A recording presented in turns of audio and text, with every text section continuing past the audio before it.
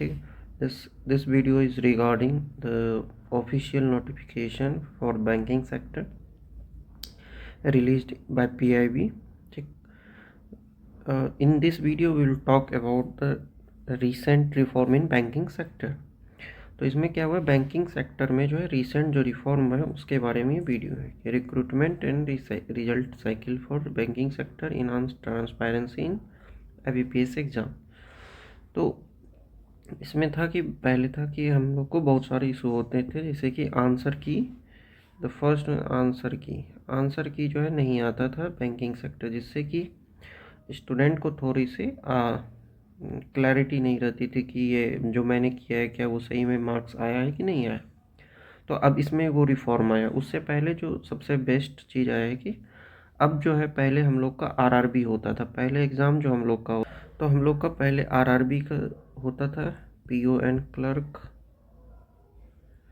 Then उसके बाद IBPS, PO clerk, then SBI, PO/क्लर्क, ऐसे चलता था।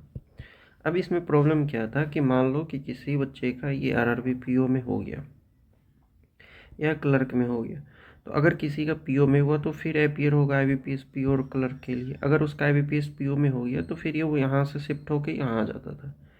अब इससे क्या होता था कि बैंक में जो है बहुत सारे प्रॉब्लम क्रिएट हो जाते थे कि एम्प्लॉयमेंट का ट्रांसफ़र यहाँ से यहाँ हो रहा है। इससे बैंक को बहुत सारे लॉसेस झेलने पड़ते थे। अब मान के चलो, ये भी चलो कि किसी IBPS PO में हो गया तो वो अब SBI PO का एग्ज़ाम दिया, अब यहाँ हो गया तो यहाँ भी शिफ्ट हो जाता था। इससे बैंकिंग में बहुत सारे लॉस होते थे। और उसको ओवरकम करने के लिए अब क्या किया गया है कि अब आपको जो है पहले जो है सबसे पहले अब SBI, then IBPS PO clerk, and then RRB PO clerk. अब जो है ये प्रोसेस आएगा। अब आपको ऐसे एग्ज़ाम पैटर्न दिखाएंगे, ठीक है, ऐसे पैटर्न होगा, ठीक है।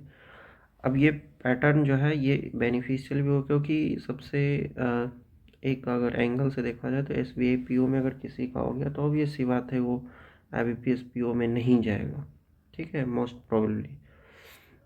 या किसी का SBI क्लर्क में हो गया तो IBPS क्लर्क में नहीं जाएगा। तो यानी कि अब जिसका यहाँ पे हो गया वो यहाँ पे जाएगा ही नहीं। तो इससे एक स्टेबिलिटी भी बनी रहेगी एम्प्लॉयमेंट के, और बैंकिंग को जो लॉसेस होते थे ऑफिसर्स को ट्रेनिंग करने के लिए, वो भी नहीं होगा। तो अब ये प्रोसेस होगा। और उस सब से भी बड़ा एक जो मेन प्रोसेस है वो आंसर की है। अब आपको आंसर की दिया जाएगा, एक लॉगिन जो है आपका बन जाएगा। जैसे यहाँ पे देखिए आप लिखा हुआ है, मैं आपको दिखा देता हूँ। Enhance transparency will provide candidate login based access to the response sheet and correct answer for upcoming 2026 and common recruitment process cycle, therefore reinforcing transparency in public recruitment examination. तो यहाँ पे ये दिखा रहा है कि अब आपका आंसर की भी आएगा, ठीक है। आप जैसे कि वो SSC CGL में हम लोग करते हैं, ठीक है, उसमें लॉगिन करके हम लोग अपना आंसर की वेरीफाई कर सकते हैं। तो अब ये यहाँ पे आ गए। तो जो सबसे अच्छा है बैंकिंग एस्पायरेंट्स के लिए, उन लोगों को बैंकिंग में जनरली प्रॉब्लम होता था कि आंसर नहीं आते थे, बच्चे को बहुत सारा डाउट रहता था, अब वो आपका ख़त्म हो चुका है। तो ये गुड न्यूज़ है हम सब एस्पायरेंट्स के लिए, जो स्पेशली जो बैंकिंग के लिए तैयारी कर रहे हैं। एंड अगर आप कोई और न्यू अपडेट आता है तो फिर मैं उसे अपडेट कर दूँगा।